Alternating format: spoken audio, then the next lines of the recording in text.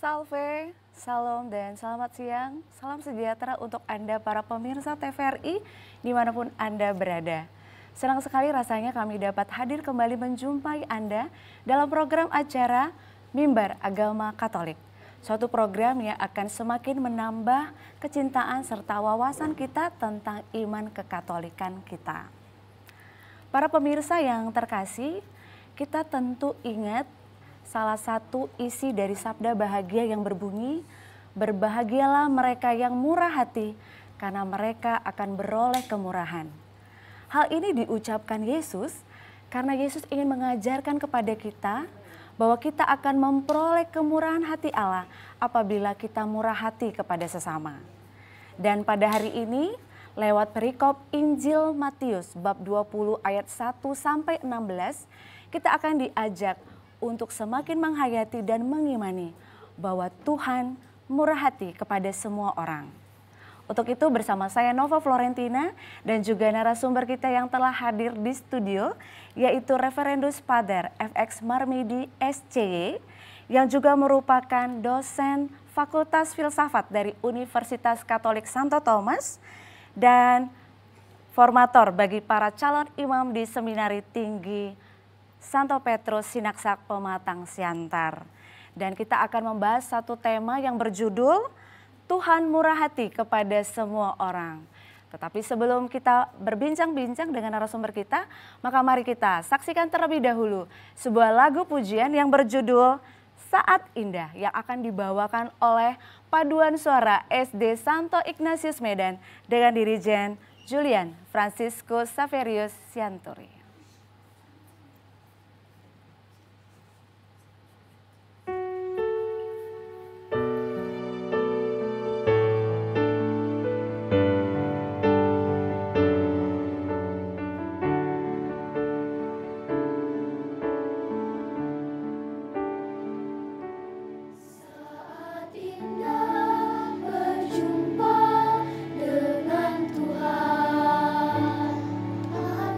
Yang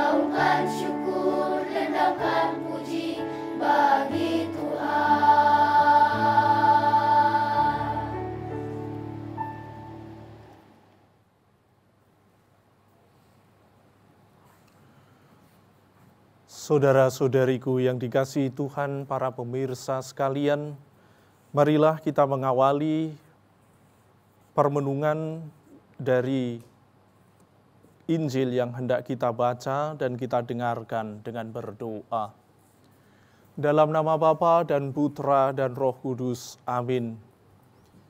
Allah Bapa kami yang ada di surga, kami bersyukur kepadamu atas anugerah dan karunia yang Engkau berikan kepada kami. Kami semua adalah manusia terbatas, juga penuh dengan dosa. Tetapi Engkau tidak memandang keterbatasan itu sebagai halangan untuk memberikan sesuatu kepada kami. Bahkan Engkau mengampuni dosa-dosa kami dan menuntun kami untuk lebih dekat kepadamu.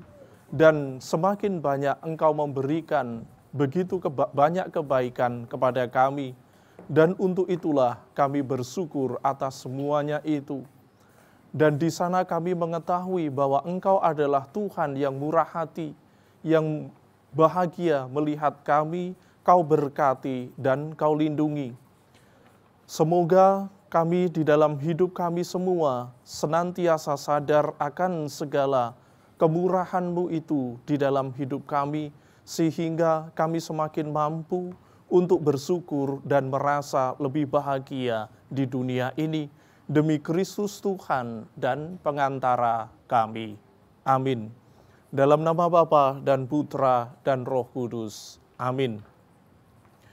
Saudara-saudariku yang dikasihi Tuhan, marilah kita dengarkan dari Injil Matius, bab 20 ayat 1 sampai 16. Pada suatu ketika, Yesus bersabda kepada para murid-Nya, "Kerajaan surga seumpama seorang pemilik kebun anggur yang pagi-pagi benar keluar mencari pekerja-pekerja untuk kebun anggurnya. Setelah ia sepakat dengan pekerja-pekerja itu mengenai upah sedinar sehari, ia menyuruh mereka ke kebun anggurnya. Kira-kira pukul 9 pagi, ia keluar lagi dan dilihatnya ada orang-orang lain yang menganggur di pasar. Katanya kepada mereka, 'Pergilah juga kamu ke kebun anggurku dan upah yang adil akan kuberikan kepadamu.' Lalu mereka pun pergi. Kira-kira pukul 12 dan pukul 3 petang, ia keluar dan melakukan hal yang sama. Kira-kira pukul 5 petang, ia keluar lagi dan mendapati orang-orang lain. Katanya kepada mereka, 'Mengapa kamu menganggur saja di sini sepanjang hari?' Kata mereka kepadanya, 'Karena tidak ada orang yang mengupah kami.' Katanya kepada mereka, 'Pergi jugalah kamu ke kebun anggurku.' Ketika hari malam, pemilik kebun itu berkata kepada mandornya, 'Panggillah pekerja-pekerja itu dan bayarlah upah mereka, mulai dengan mereka yang masuk terakhir hingga mereka yang masuk pertama.' Datanglah mereka yang masuk kira-kira pukul 5 dan masing-masing menerima 1 dinar. Kemudian datanglah mereka yang masuk pertama, sangkanya akan mendapat lebih banyak, tetapi mereka pun menerima masing-masing 1 dinar juga. Ketika mereka menerimanya, mereka bersungut-sungut kepada pemilik kebun itu. Katanya, 'Mereka yang masuk terakhir ini hanya bekerja 1 jam, dan engkau menyamakan mereka dengan kami yang sehari suntuk bekerja berat dan menanggung panas terik matahari.' Namun pemilik kebun itu menjawab seorang dari mereka, 'Kawan, aku tidak berlaku tidak adil terhadap engkau. Bukankah kita telah sepakat sedinar sehari? Ambillah bagianmu dan pergilah.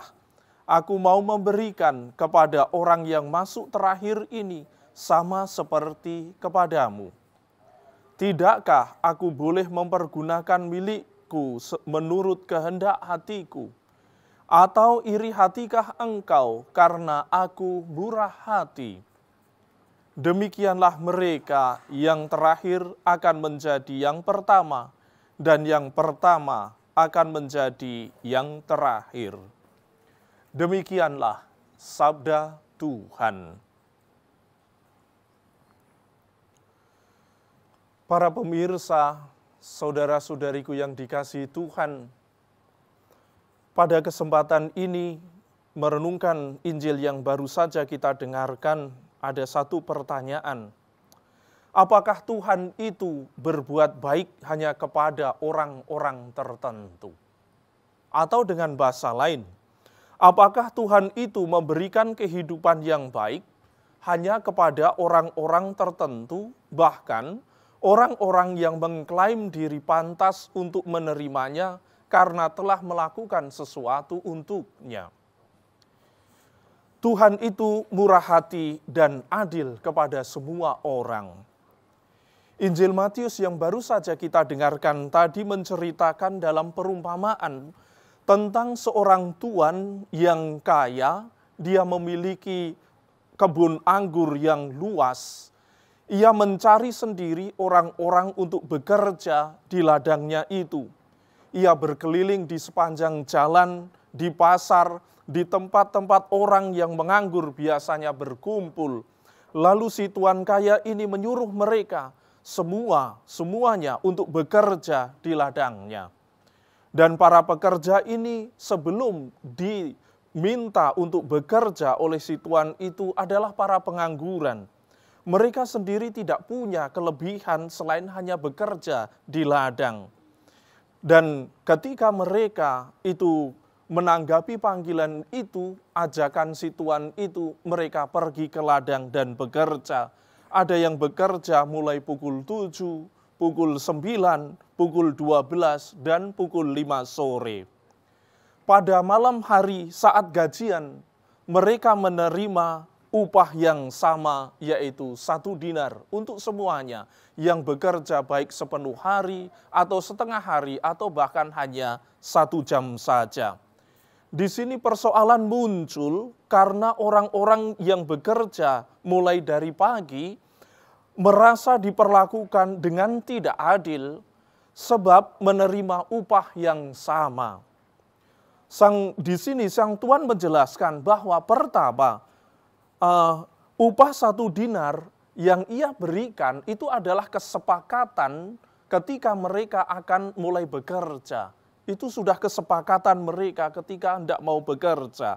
Yang kedua, si tuan ini menjelaskan bahwa ia memberikan upah 1 dinar kepada mereka yang masuk kemudian karena ia bermurah hati. Nah, dalam hal ini persoalannya bukanlah bahwa si tuan itu tidak adil, tetapi bahwa orang-orang yang menerima upah 1 dinar yang bekerja 1 hari itu merasa iri. Karena apa? Upahnya sama dengan mereka yang masuk kemudian. Nah, firman Tuhan dalam Injil Matius tadi sebenarnya mengajak kita untuk melihat pertama-tama sikap murah hati Tuhan kepada semua para pekerja. Pada saat itu di zaman Yesus juga sama seperti sekarang ini. Para pekerja harian dapat makan hanya dari gaji yang mereka terima hari itu. Kalau diukur-ukur 1 dinar itu dulu bisa untuk membeli 10 atau 12 roti, potong roti.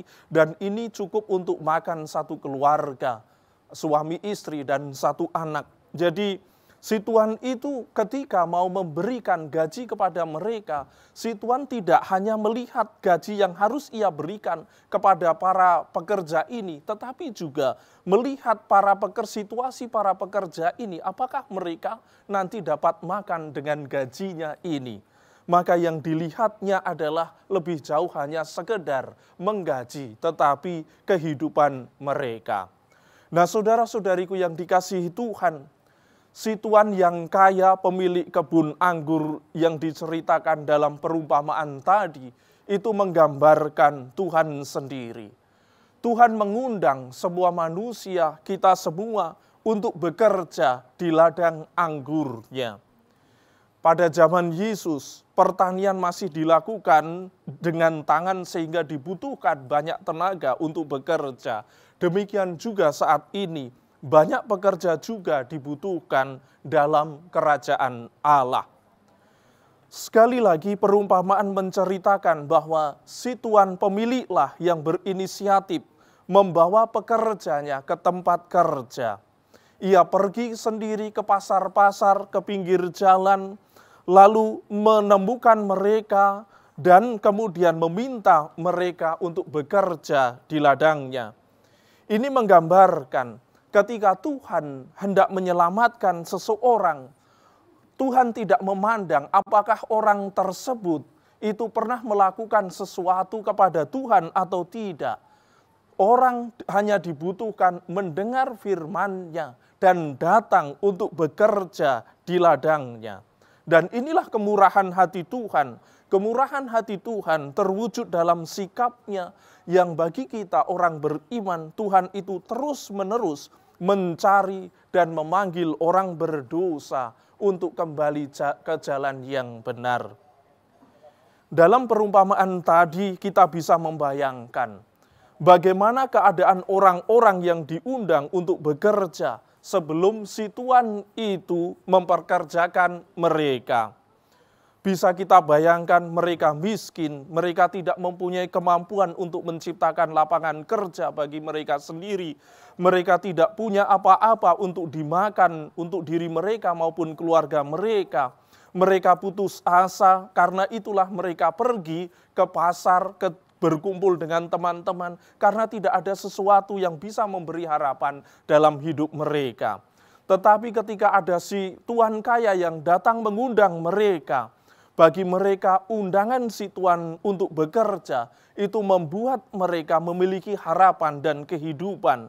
Dan itulah karakter Tuhan kita semua, murah hati, yang tidak hanya memperhitungkan untung rugi yang ia punya, tapi memperhitungkan kehidupan umat-Nya.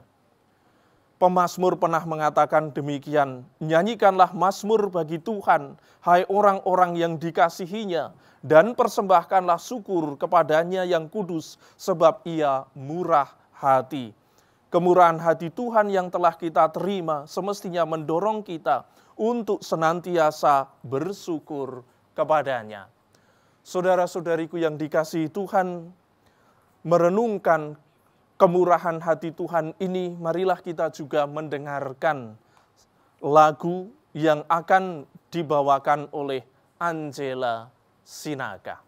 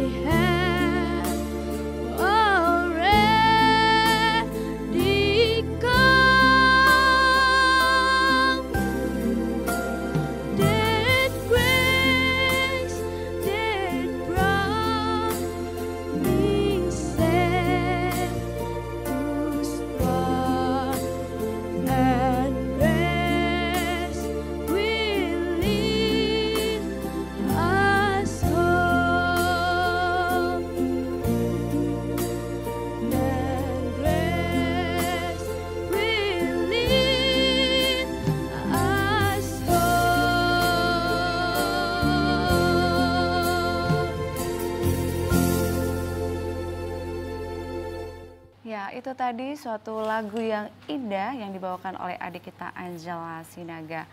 Baik para pemirsa yang terkasih, masih bersama dengan saya dan juga narasumber kita dalam tema kita pada hari ini, Tuhan murah hati bagi semua orang.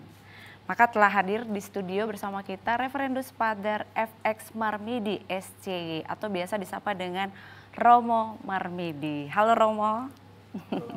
Apa kabar? Baik, terima kasih. Ini yang kali kedua ya Romo ya, bersama dengan kita dalam acara Mimbar Agama Katolik.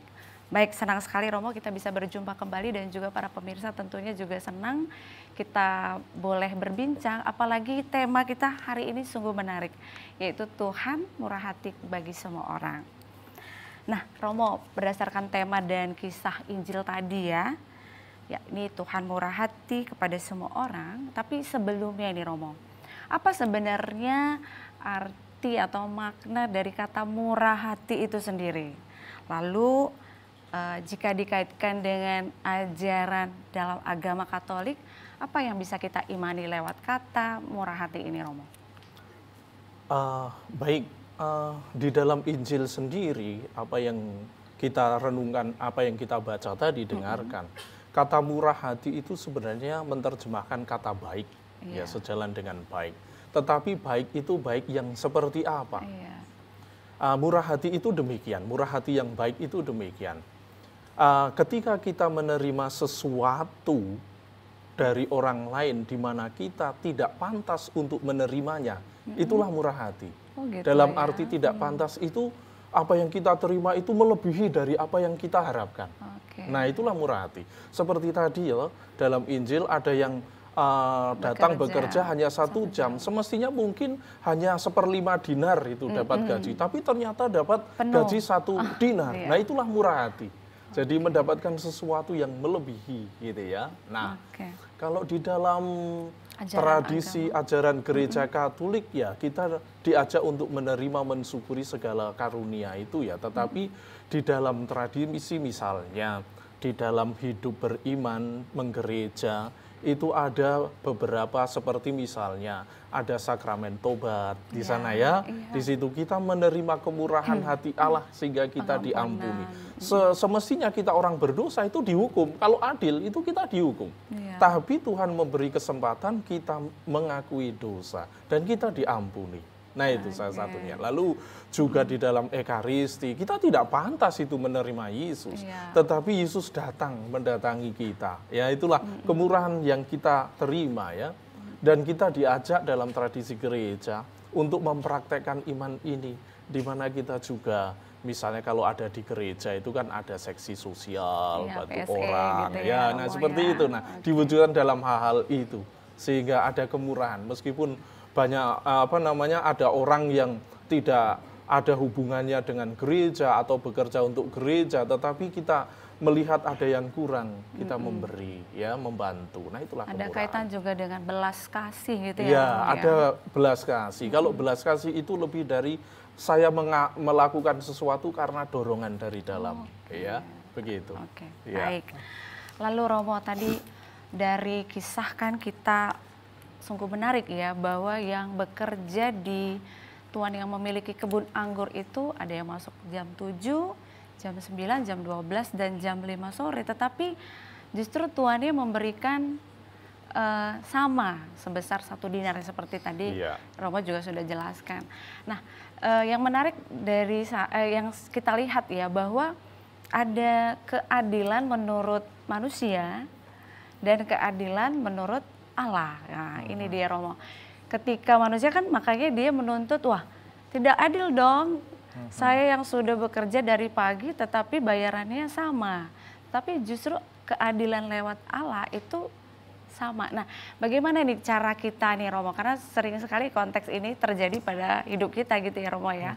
Bagaimana kita lewat kacamata iman kita melihat keadilan manusia dan keadilan Allah itu berbeda dan bagaimana ini? Oke, baik. Pertanyaan yang menarik ya. Dalam hal ini kita mesti ingat bahwa itu adalah cerita perumpamaan dalam Injil dan itu disampaikan untuk mengajar ya. dalam hal ini ada tiga orang yang mesti diajar. Yang pertama tuan yang memiliki, ya punya harta. Yang kedua para pekerja yang datang lebih dahulu, ya. Lalu yang ketiga para pekerja yang datang kemudian. Tiga orang ini mempunyai sudut pandang yang berbeda-beda. Dari sudut tuan, ya, bahwa ia memberikan itu menurut apa yang dia kehendaki, bagi dia itu kemurahan. Ya, kemurahan. Karena apa? Karena ya memang upah satu hari pada saat itu ya 1 dinar. Begitu loh. Jadi mereka yang datang kemudian ketika diberikan 1 dinar juga, bagi mereka itu kemurahan. Nah, tetapi bagi mereka yang datang lebih dahulu itu adil. Beda loh ini, adil dan murah, ya. Adil itu berarti saya melakukan sesuatu, saya mendapat sesuatu sesuai dengan apa yang saya lakukan. Ya, adil. Karena apa? Dikatakan dalam Injil, ketika sebelum bekerja sudah ada kontrak sebelumnya. Ada kontrak jelas itu ya. Bahwa satu hari ya. 1 dinar gitu, udah ada kontrak. Jadi nggak ada masalah karena itu sudah ada kontraknya di situ. Nah ini lalu dari sudut pandang pekerja yang bekerja datang belakangan, seharusnya ia menerima upah itu dan menemukan bahwa si tuan itu sungguh murah hati. Nah, lalu sekarang bagi mereka yang kerja sepenuh hari, bagaimana mestinya memandang mereka itu bagaimana? Demikian, saya mengumpamakan demikian. Si tuan yang mempunyai kebun anggur itu ketika memanggil orang yang bekerja pagi, si tuan itu sudah percaya kok mereka dapat bekerja dengan baik dan dapat menyelesaikan pekerjaan dengan baik, kebun anggurnya itu menjadi bersih. Tetapi si tuan berpikir mencari lagi orang-orang karena orang-orang banyak berkeliaran, nggak pada kerja.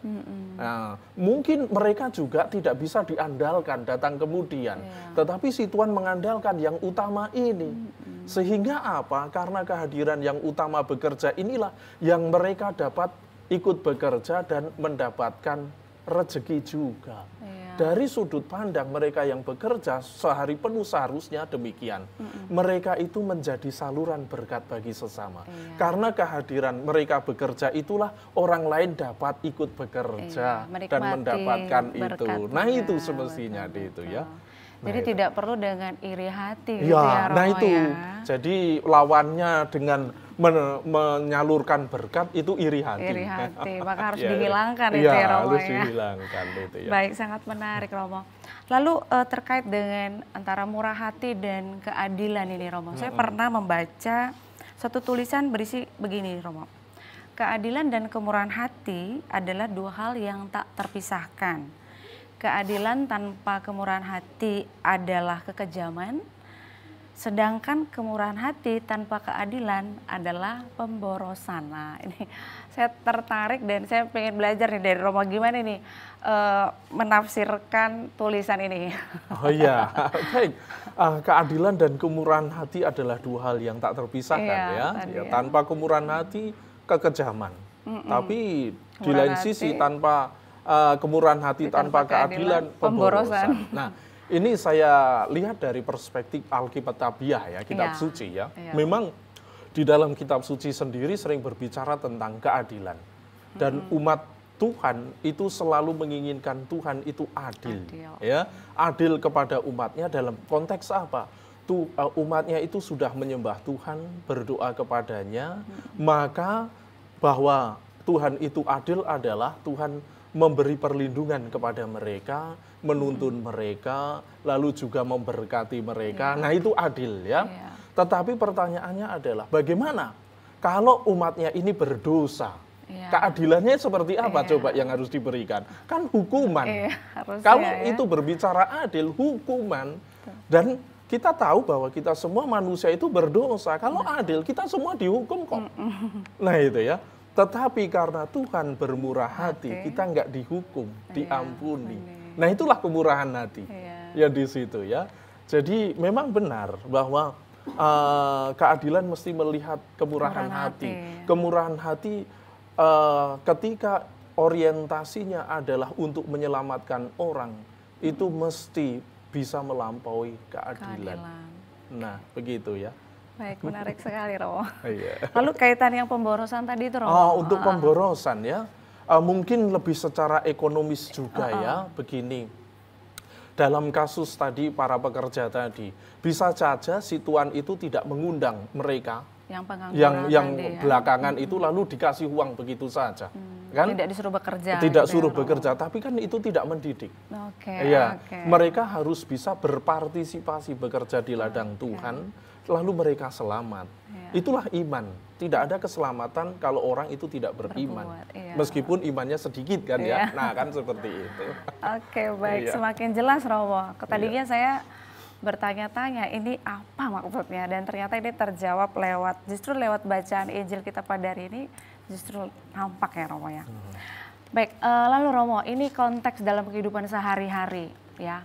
Kembali lagi sih kita memang bicaranya seputar murah hati dan keadilan. Nah, lewat bacaan tadi yang 3 tokoh tadi ya Romo, antara tuan si pemilik kebun anggur, lalu pekerja yang bekerja lebih awal dan pekerja yang bekerja belakangan. Nah, kita di dalam kehidupan sehari-hari sering dihadapkan pada ketiga tokoh ini Romo. Terkadang kita menjadi pribadi yang seperti pekerja yang awal tadi.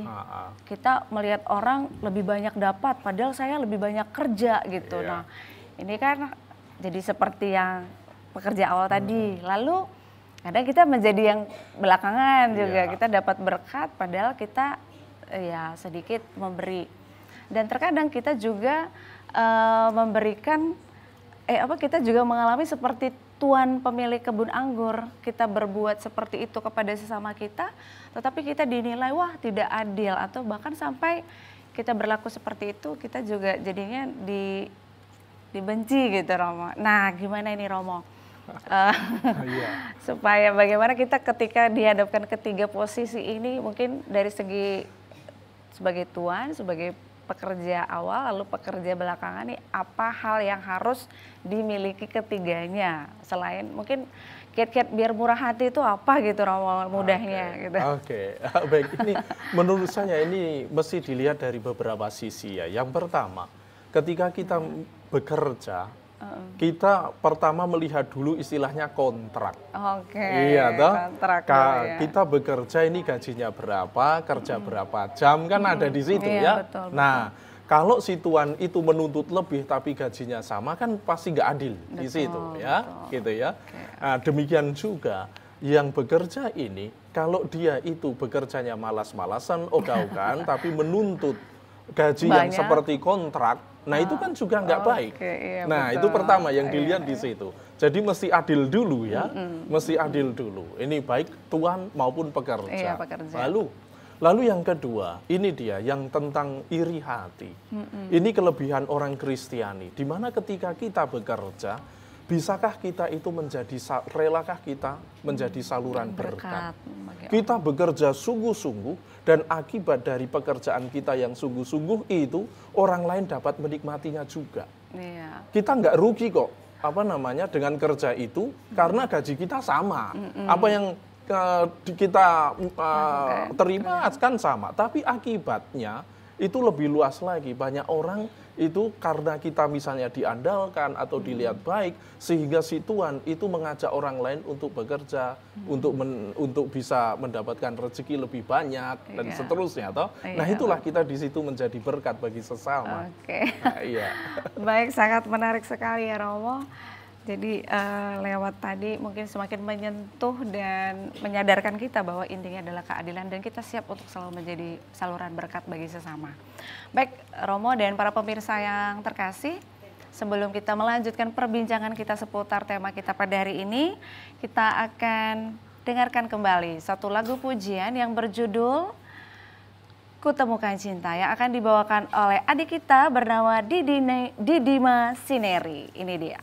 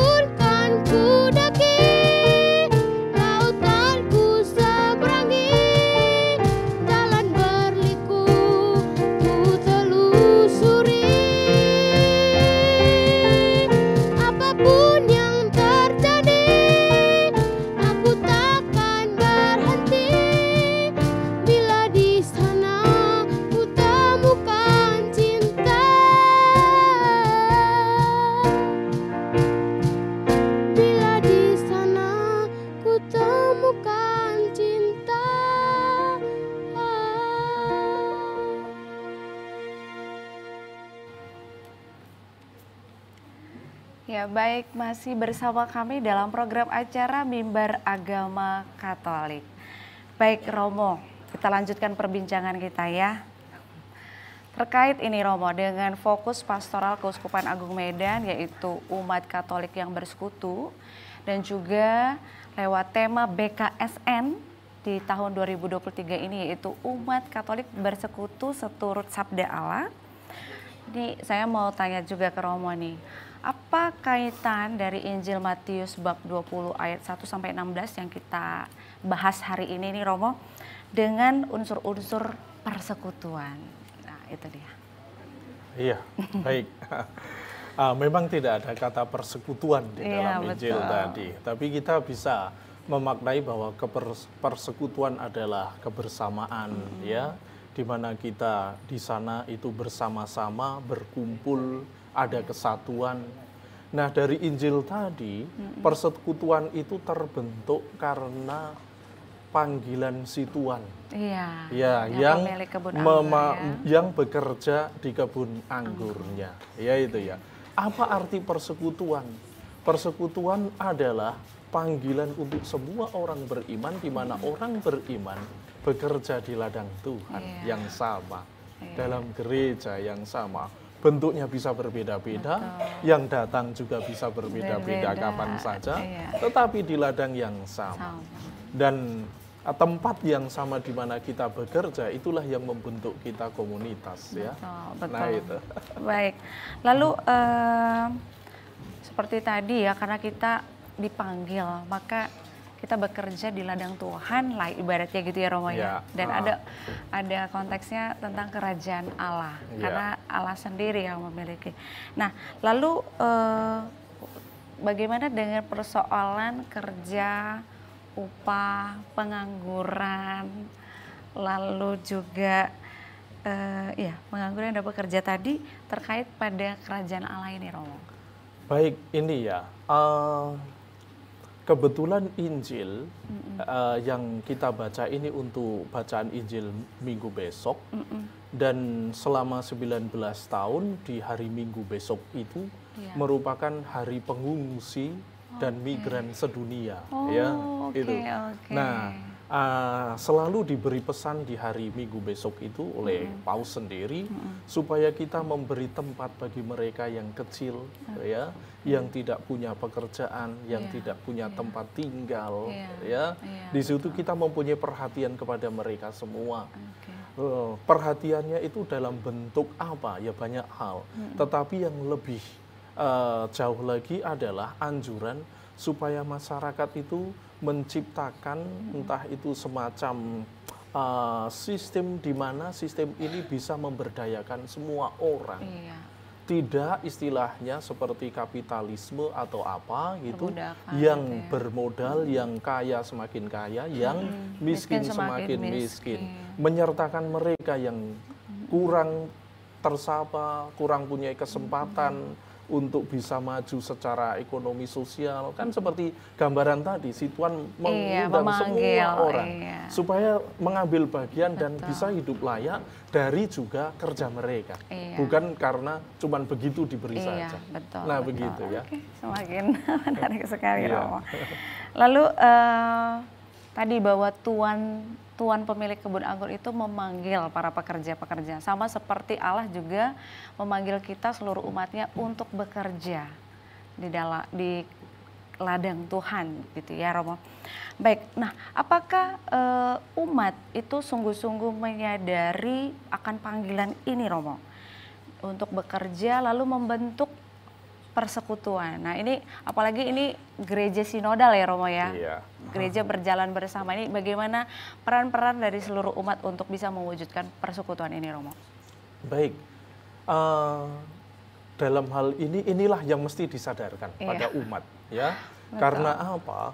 Karena tantangan zaman sekarang dengan nilai-nilai yang berseberangan dengan nilai-nilai Injil seperti itu juga banyak sekali ya, hedonisme, individualisme, menang sendiri. Nah seperti itu, dan ketika hal-hal itu sudah menjadi sistem dan kepercayaan ataupun yang sudah menjadi habitus dalam masyarakat, itu akan sulit, semakin sulit sekali. Dan disinilah kita sebagai orang Kristiani dipanggil untuk menghidupi sabda Allah secara benar. Ya. Iya. Keselamatan itu diberikan oleh Tuhan kepada semua orang, dan kita semua dipanggil oleh Tuhan untuk bekerja di ladangnya. Artinya apa? Membuat semakin banyak orang juga ikut selamat. Nah, iya. begitu. Oke, Ya. jadi menjadi tugas kita Iya, ya, Romo, tugas tidak kita, tidak akhirnya. memandang usianya berapa, tidak memandang jadi tidak memandang pribadinya, tetapi kita semua dipanggil dan kita untuk melengkapi dan menjadi saluran berkat agar Iya. orang-orang lain juga diselamatkan. Baik, seperti juga tema kita ya, Romo, Tuhan murah hati kepada semua orang, maka kita juga harus Bermurah murah hati. Oke, baik. Lalu pertanyaan berikutnya, Romo, masih di konteks persekutuan ini ya. Nah, apa yang menjadi konsep persekutuan dalam kemurahan hati ini, Romo? Lalu apa yang harus dimiliki umat agar umat bisa mewujudkannya dan menjadi pribadi yang penuh murah hati di segala sisi ya dalam kehidupan, dan mewujudkan diri seperti Tuhan yang murah hati kepada semua orang. Iya, dihubungkanlah secara lagi dengan Iya. dengan persekutuan ya. Iya. Menurut saya demikian ya. Dipanggil bersama dalam persekutuan itu terjadi karena kemurahan hati Allah. Iya. Dan kita yang bersekutu ini ya Oke. saling mengajari satu sama lain ya, seperti pekerja pertama, kedua, ketiga, untuk melihat bahwa ini adalah kesempatan dari Tuhan sehingga kita mempunyai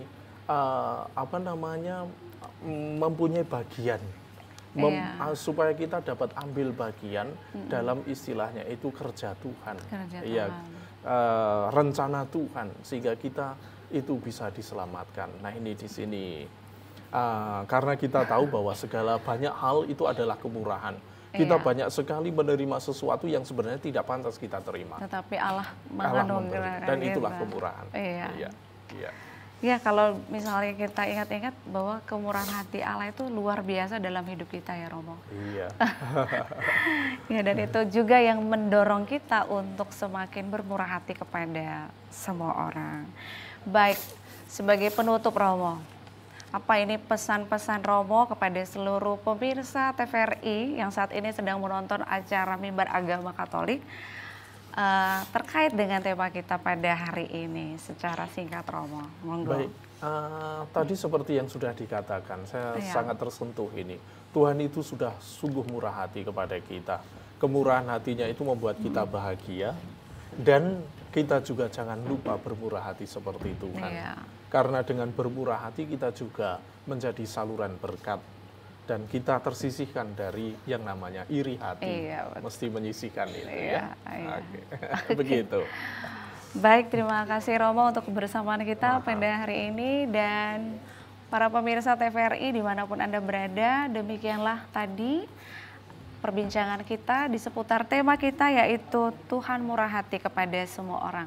Semoga lewat acara kita pada hari ini semakin mengantarkan kita untuk menjadi pribadi yang senantiasa murah hati kepada sesama. Karena segala yang kita terima atas kebaikan Tuhan dan kemurahan hati Tuhan, itu semua sebaiknya kita berikan kepada sesama sebagai saluran berkat. Baik para pemirsa, saya Nova Florentina dan seluruh kru yang bertugas pada hari ini, kami undur diri dari hadapan Anda. Dan sebelum kita menutup acara ini, mari kita saksikan kembali suatu lagu pujian yang akan dibawakan oleh adik-adik dari Paduan Suara SD Santo Ignatius Medan yang berjudul Persembahan Hati dengan konduktor Julian Franciscus Saverius Sianturi. Tetapi sebelumnya kita akan doa dan berkat yang akan dibawakan oleh Romo Marmidi.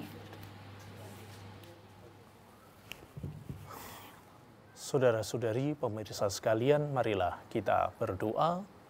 Dalam nama Bapa dan Putra dan Roh Kudus. Amin. Ya Tuhan, Engkau begitu murah hati kepada kami karena kami telah menerima banyak kemurahan yang semestinya tidak pantas kami terima. Bahkan ketika kami bersalah yang semestinya kami Engkau hukum, sebaliknya Engkau malah mengampuni kami. Kemurahan hati itu kami mohonkan juga ada di dalam hati kami masing-masing, sehingga kami semua dapat bermurah hati kepada sesama dan menjadi saluran berkat bagi mereka. Demi Kristus Tuhan dan pengantara kami. Amin. Tuhan bersamamu Dan bersama rohmu. Semoga saudara-saudari sekalian diberkati oleh Allah yang Maha Kuasa, Bapa dan Putra dan Roh Kudus. Amin.